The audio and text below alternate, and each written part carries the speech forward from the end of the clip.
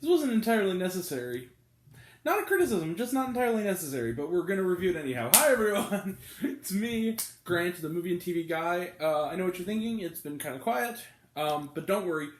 Even though I'm not going to the theater this weekend, because there's nothing new at my theater this weekend, we will have a crap ton of new reviews this week and for the rest of the year. So, the last few weeks of 2022, including our big stream. So, including another one late tonight. So let's do the first one now, and then we'll get to the next one, rather. So, hi everyone, it's me, Grant the Movie and TV Guy. Welcome to Rates of Popcorn with Grant, everybody. And today we are talking about a movie. Movies and TVs, what we do here, and a sequel, no less, and that movie is It's a Wonderful Binge. It's a Wonderful Binge is the sequel to the 2020 Hulu original movie, The Binge, which I thought was honestly kind of funny and kind of underrated.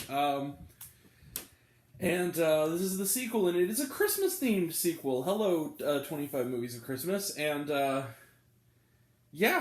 also, Nick Swartzen is in this, like he was in, Reno 911, and it also has an It's Wonderful Life vibe, so it's kind of funny. So anyway, picking up, at least a couple of years after the first film left off, Scarlett Gizondo's character has gone off, presumably, somewhere else. He's not mentioned at all. Along with Grace Van Dyne, I guess they didn't come back for this one. But Dexter Darden and Eduardo Franco are back for this second installment. And they return in the roles of Hags and Andrew, two of the formerly three best friends who live in a future that is a little bit like The Purge, except slightly different. Instead of The Purge, it's called The Binge.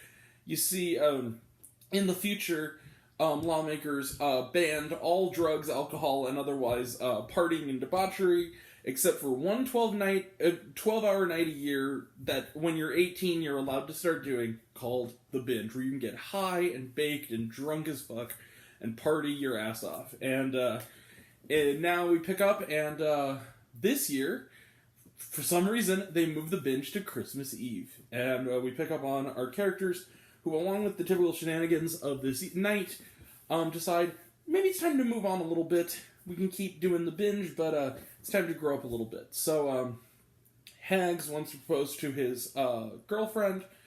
Andrew, meanwhile, dealing with his horrible family, who we got to meet some of from the first movie, finally has a blow-up where he wishes he was never born. You know where this is going. And then is attacked by the mayor, played by Caitlin Olsen, who's having fun. Her newest gimmick, which is the Christmas owl, who goes crazy and it becomes a menace to the neighborhood that evening. He's knocked out, seemingly injured, and he encounters a gentleman named Angel, played by Danny Trejo, who gets him high as hell and shows him what his life would be like in case he was never born. And that's the first of many subplots, including also Andrew's girlfriend, the mayor's daughter, who finds her bingemas being taken over when her goofball convict uncle, who may or may not be the real Santa, escapes from prison. He's played by Nick Swartzen, and takes them on an adventure as well. And we run into some old friends, including one of who is played by Patty Guggenheim, aka from She-Hulk, which is great. It's not what you think. Yeah, her. And through all of this, including trying to get a ring back from orphans. Basically, Hags is going to propose to his girlfriend, and he needs to get the ring back from some orphans, from an orphanage, and shenanigans, and binging, and all that stuff. Oh, that's a lot. Let the mayhem begin. So, It's a Wonderful Binge is, that's a lot. I mean, it's all over the place. I think you can kind of tell from the lengthy description. Kind of like the first one. These movies are not high art, but I have to say, I have a little bit of an affection for them. Maybe it's just that I have an affection for the kind of One Crazy Night teen movies that this is clearly paying homage to. But the first Binge, I really enjoyed. I actually was kind of shocked it was so critically reviled. I really kind of thought it was kind of funny in its own juvenile, screwball, raunchy way. And it did have that one sustained kind of lunatically brilliant sequence, which is we're gonna get high, we're gonna get baked musical number, which I actually thought was really inventive. No single scene from this movie kind of lives up to that, but then again, and it's not quite as good as the first one for that reason, but I kind of liked It's a Wonderful Binge, and apparently it's not being shown to critics because there's no reviews on Rotten Tomatoes. This is probably the first review you're going to see of this movie. And I think I'm going to be in a minority. I think a lot of people are going to hate this movie. I kind of dug it. I thought it was very funny. Silly, yes. Wackadoo, yes. Juvenile, yes. But sometimes you just need silly. And I think tonight, of all nights, I just kind of needed silly. We're kind of in a period in this sort of rush of every movie is for your consideration, and it's like kind of bleak and downbeat movies. This is kind of just a nice screwball Porky style comedy, and I enjoyed it. And there's some high points. I really liked Tim Meadows, who kind of has a funny kind of supporting role as the dad of the girl that Hags is trying to propose to, who's a little too close for comfort in the hot tub. Kind of cute and kind of funny.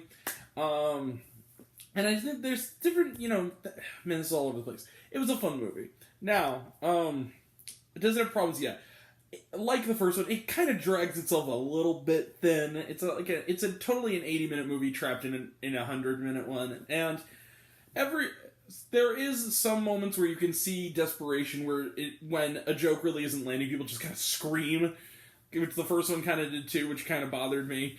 But other than that, when this works and when it's funny, it's pretty funny. And I wouldn't walk 2 blocks for it, and I definitely wouldn't go all the way with it, but I would definitely give it a matinee. That's what I'm going to give it. I know I'm going to be kind of generous, but I think this is the same score I gave the first one on Letterboxd. It's a wonderful binge. The Binge 2 gets 3.5 out of 5 stars. I thought this was a fun film. I know I'm probably going to be alone on this, but I thought it was fun. And did I mention who directed this? Jordan Van Dina. If I didn't mention that it was directed by Jordan Van Dina, I might not have. Jordan Van Dina. Alright. I occasionally will forget that, and it'll just rip me up, so I want to remember. So, anywho. Yeah. So, that's it. 3.5 out of 5 stars for It's a Wonderful Binge. Let's close the book on it. Trailer Trash None, watched on Hulu.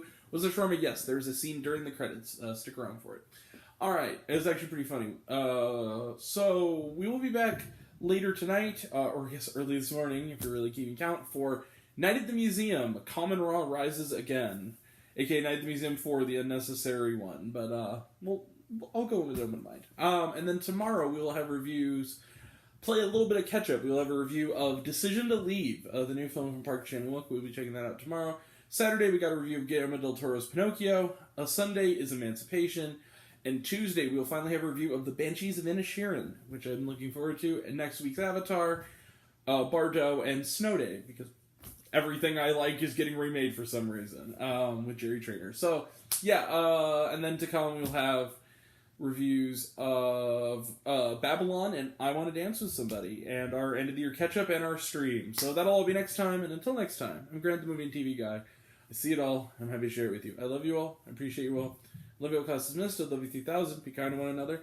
If you like this video, give it a like if you want to. Give it a subscribe if you want to. Give it the bell. I don't know what it does that's supposed to do, or so I've been told. Leave a comment, even if it's, hey Grant, I like waffles. It really helps out.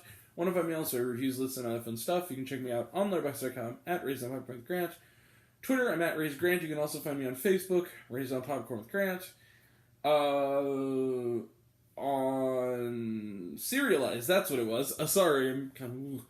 Serialized. All one word, all lowercase, Raised on Popcorn. That's where you can find me. You can also check out my podcast, Raised on Popcorn with Grant, the podcast, on Spotify and Anchor.